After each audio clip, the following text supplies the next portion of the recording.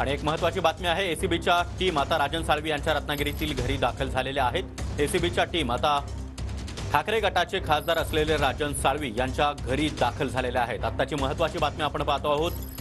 ठाकरे गटाचा आणखी एक शिलेदार आता त्यांच्यावर एसीबीची धाड आपल्याला पाहायला मिळत आहे। राजन साळवी यांच्या रत्नागिरीतील घरी एसीबीची टीम दाखल झालेली आहे।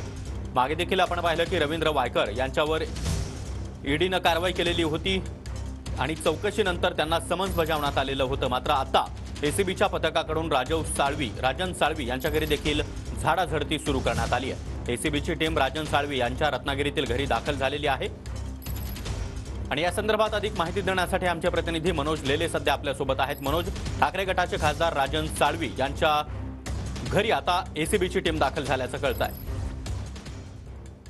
नक्कीच या ठिकाणी एसीबीची टीम जी आहे ती राजन साळवी यांच्या घरी दाखल झालेली आहे। मालमत्ते चौकशी संदर्भामध्ये ही टीम जी आहे ती दाखल झालेली आहे। सकाळी ही टीम राजन साळवींच्या घरी या ठिकाणी आलेली पाहायला मिळते।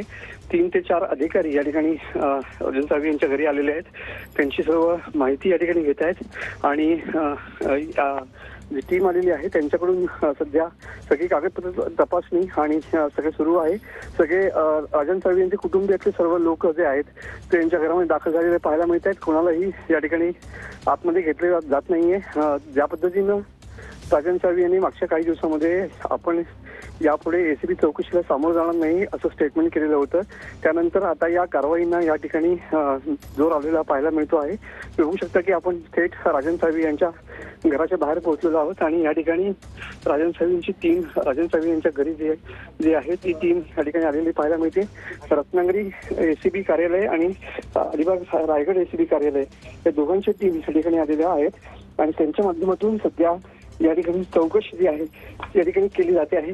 बघू शकता की या ठिकाणी राजन साळवी यांची टीम जी आहे राजन साळवी यांच्या घरामध्ये टीम जी आहे ती दाखल झालेली पाहायला मिळते आणि वेगवेगळ्या माध्यमातून या ठिकाणी त्यांची चौकशी या ठिकाणी केली गेलेली पाहायला मिळते।